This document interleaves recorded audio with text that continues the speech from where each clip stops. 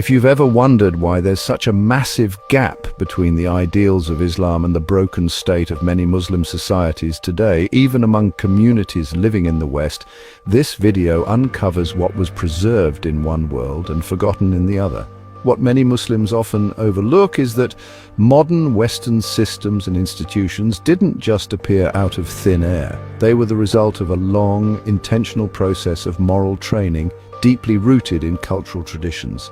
Believe it or not, one of the most influential and most misunderstood forces in shaping the modern world was Freemasonry. Today it's often dismissed as satanic or sinister, a label that conveniently shuts down any serious historical or sociological inquiry into its actual role in shaping the cultural foundations of the world we live in. Freemasonry was not just a private club for elites, nor simply a secretive network pulling strings behind closed doors. It was fundamentally a system of moral formation. Within its lodges, merchants, craftsmen, scientists, and philosophers came together under a common vision: to perfect the self, serve the community, and build a just society. These weren't abstract goals, they were practiced rituals. You'd be surprised to learn that Masonic lodges were among the first spaces in Europe where individuals were systematically trained in institutional organization. These lodges held structured meetings with strict protocols, recorded minutes, elected officers, and operated under internal constitutions. Members were held to shared moral standards, much like in a modern professional association. Initiation rituals symbolized inner development and ethical commitment. In other words, this was everything a professional institution is today, just without the official title. It had structure, governance, ethics, and purpose. The lodge functioned as a moral workshop, a civic classroom, and a leadership incubator all at once.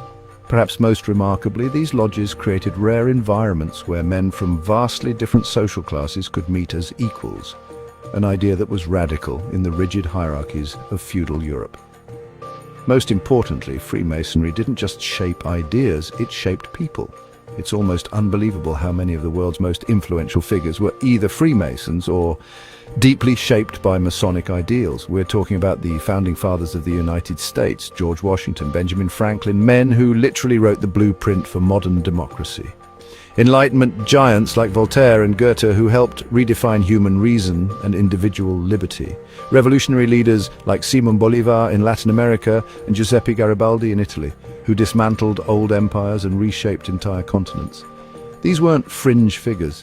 They were the architects of the modern age, and yet they all passed through the same cultural and ethical framework, Freemasonry. It wasn't just coincidence. The lodge was where they were trained, refined, and connected before they went out and changed the world. But what does all this have to do with the Muslim world? Everything. Because long before the rise of Freemasonry in Europe, Muslims had already developed a parallel and in many ways superior system of grassroots institutions. These systems were known as Sufi orders. Contrary to the modern caricature of Sufism as simply poetry, whirling, or personal spirituality, Sufism was once the engine of Islamic civilization. The Sufi orders, known as Turuk, were not isolated spiritual clubs. They were organized institutions rooted in the Quran and Sunnah, designed to produce ethical, grounded, and spiritually mature human beings, and they did so across all layers of society. What many Muslims fail to see in their own history is that these orders were performing remarkably similar functions to Freemasonry. They were centers of ethical formation and institutional discipline and held structured gatherings with established protocols. They appointed roles of leadership and operated under procedural guidelines. Members were also bound by shared codes of conduct, much like in a guild or professional association. These orders brought together individuals from across social classes, merchants, artisans, scholars, and farmers, not by inherited status, but through a shared commitment to the Islamic ideal of egalitarianism, a defining hallmark of traditional Muslim societies.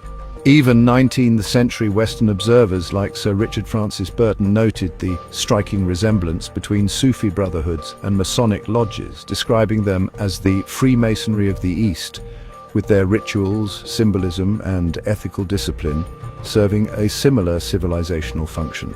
Both Sufi orders and Freemasonry trained the merchant and intellectual classes with a strong ethical framework, grounded in a clear moral vision. What made both especially powerful was their bottom-up structure. They operated as grassroots networks that shaped society from within, often independent of and sometimes resistant to top-down authority. This combination of moral integrity and shared purpose laid the foundation for civilizational strength.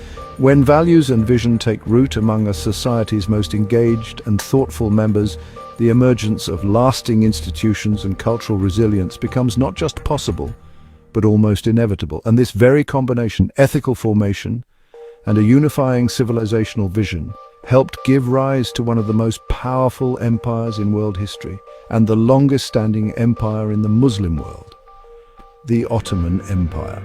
It wasn't built by military strength alone, but by the moral and organizational groundwork laid by Sufi brotherhoods, trade guilds, and spiritually anchored civic life that preceded and sustained it. In Anatolia, Sufis were instrumental in the formation of the Ahi brotherhoods, a system of trade guilds inspired by the teachings of Sufi masters. These weren't just professional associations, they were moral institutions.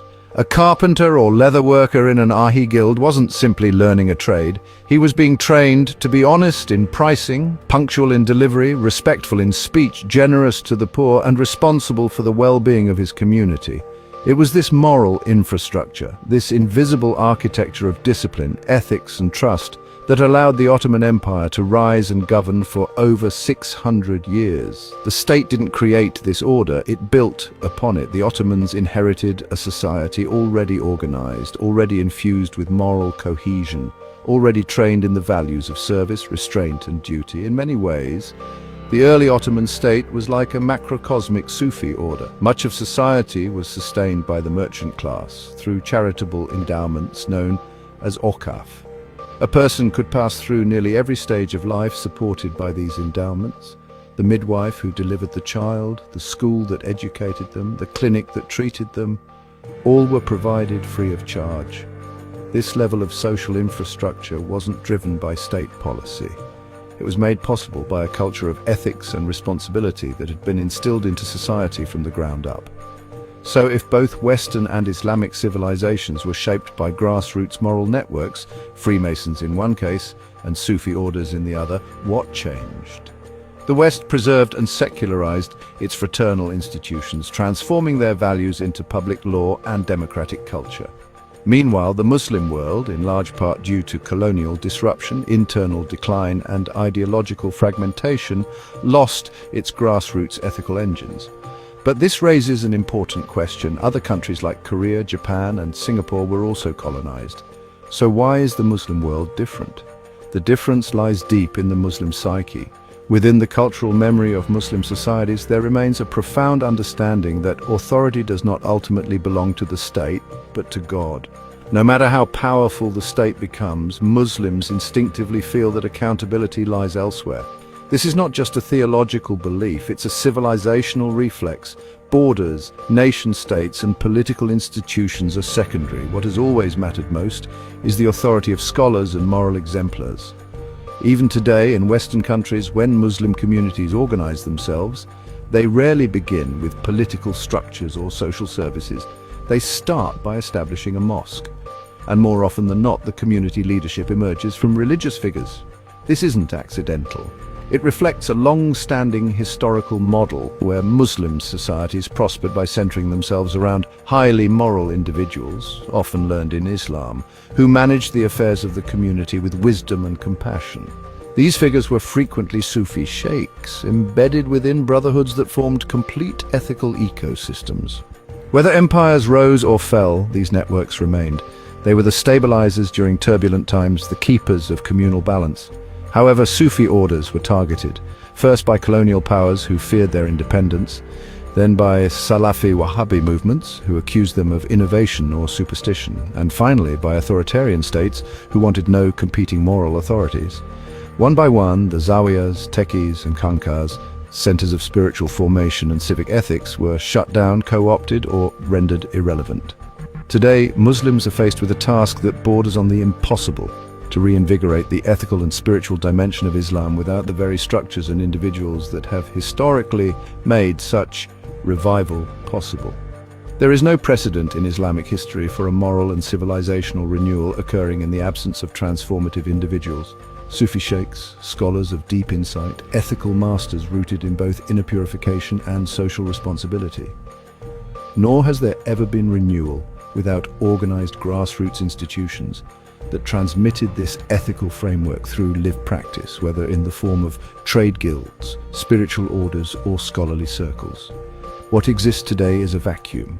The structures are gone, the brotherhoods have been emptied of function, and the individuals capable of carrying the burden have either been silenced, dismissed, or entirely cut off from the centers of influence. The intellectual class that still understands this historical pattern, those who recognize the depth of the crisis and what it would take to reverse it, has been completely sidelined. Scholars like Khalid Abu el-Fadil, who have spent decades exposing how the ethical heart of Islamic law was hollowed out by authoritarianism and Salafi literalism, are rarely given a platform. He calls for a return to moral beauty, conscience, and the Quranic imperative of justice. Yet he is ignored precisely because his message challenges both the state-sponsored clerics and the populist ideologues. In the absence of such figures and such institutions, the future looks grim. Not because revival is theoretically impossible, but because the tools, the leadership, and the moral imagination required to attempt it no longer exist in any organized form.